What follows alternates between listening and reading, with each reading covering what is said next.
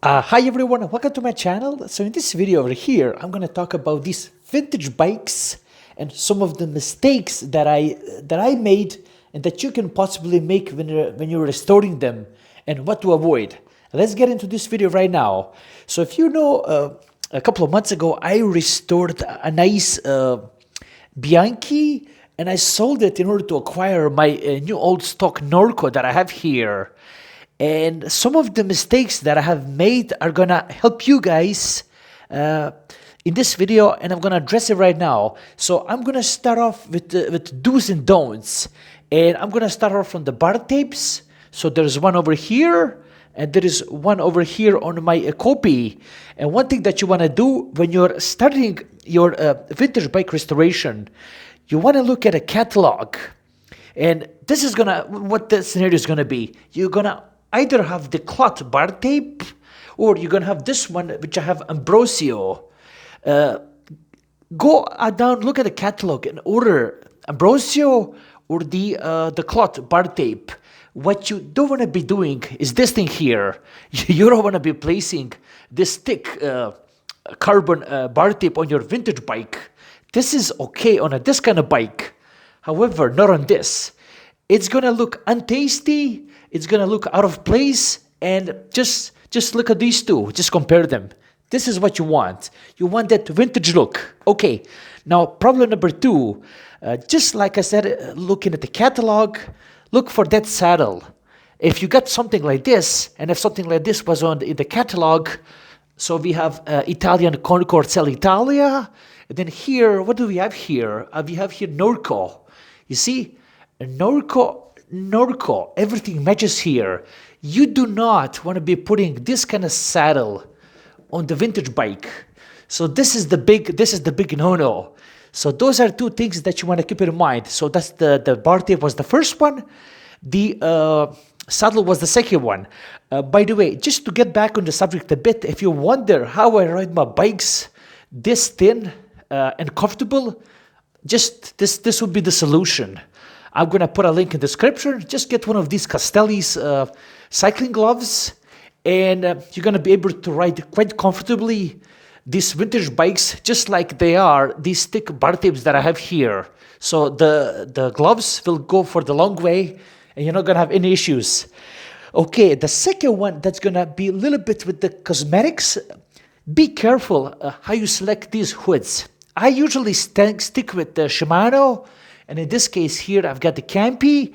So these are the ones that I tend to, usually the ones that are not original will kind of show up. But depending on your budget, if the budget is not an issue, go with the original Shimano or the Campi stuff. That's gonna go the long way, and you're gonna preserve that look. If you look over here, you're gonna preserve all that, and not many people doubt it. Okay. Now, going back to another issue here, which is the paired up with the cosmetics, are the tires. You see over here, I've got the pricey Vittorias. These are the tubulars, and here I've got the Michelin's vintage clinchers. These are the tires that you want to place on your vintage bike. I personally would not go with something like this. And keep in mind, in the last couple of years, because of the shortage with the parts and supplies, these have become a little bit more pricey in the price. So if you can get them, that's going to go the long way, and you're not going to have issues. A lot of people that are looking for that vintage bikes, they're going to go and give you the top dollar. If you try to sell, just like I sold my Bianchi, and I've got now the Norco, you're going to have a top dollars. If you're gonna get your top dollars if you source the tires that are like this. So these are the gum walls, the white walls. That's why we call them here. This is something that you want to keep in mind. Okay, now let's move on now to the stuff that's cosmetically related. We're gonna talk about the frames. Okay, so we have a frame on my Norco, and we have on my Italian bike. What I would avoid doing, make sure that you get a clean frame without any issues, and then start working on it. So if you get one that's good enough, you don't have to replace it.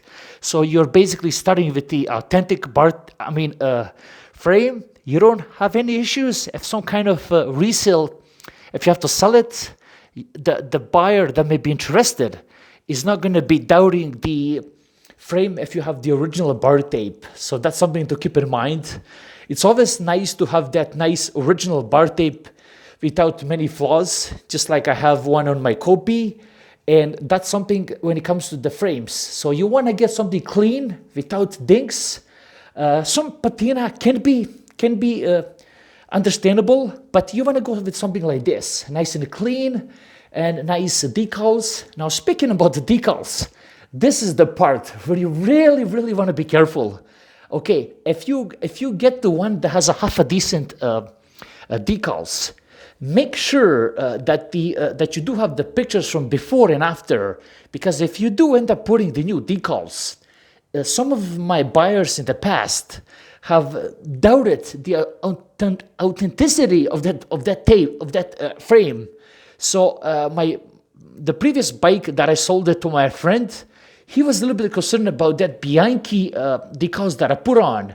And once I showed him the serial number, which is over here somewhere, once I showed him the pictures from before, he handed me the cash just like that.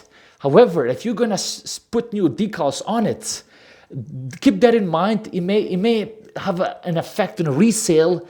So that's something to keep in mind. Like I'm gonna show you here on some patina on my Kopi. Look at this thing. This is going to be very hard to duplicate. So whoever sees this on my Kopi, they're going to know that I have new decals here. The originals that are in decent shape and here. So they're going to be able to see that this is consistent. If everything looks too new, sometimes people don't like that. So that's something to keep in mind. Now, let's go now with the mechanicals and talk about that a little bit. Okay, starting from the top, make sure you have these original stems. People tend to be picky about the stems, and the same thing can be said for the seat post, especially when it comes to the Campy seat post. These can be a little bit pricey, so that's something that people want to keep in mind. They're going to be looking at the saddle, they're going to be looking at the seat post. Keep that in mind. So that's something that you definitely want to focus on. And now, speaking about the most important one, which I have to bring on here, are the components and the wheels. So if you look over here, we have what we have here, Shimano 600, and over here, look, I do have Shimano 600. You do not, let me stress that out again, you do not want to mismatch the components. A lot of buyers or a lot of judges at the bike shows are going to be turned off if you misplace the components. So what I'm talking about, if you do have a Shimano here, do not mismatch it with the Campy. So do not put the Campy on the calipers, but if you got the levers here, the same thing can be said for the shifters. Do not do that. So the second thing, that's the thing that you want to keep on. Never ever mismatch the components, and you're gonna be fine. If you do have the Shimano from that era, stick with that group set. You don't want to mess with the newer ones, with the older ones. What you have there, keep it consistent and you're going to be fine. Same thing can be said for the derailleurs. If you got the Shimano there, stick with the same group set Shimano. If you got the Campy there, stick with the Campy. So that is very important when it comes to the drivetrain.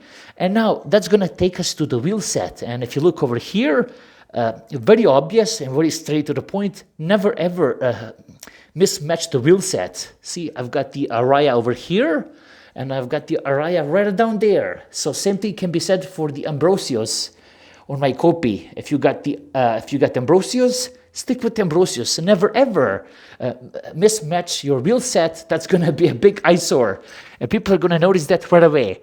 And this is basically that. So these are the tips when restoring your bike. Hopefully, if you found this useful, like, subscribe, and take care.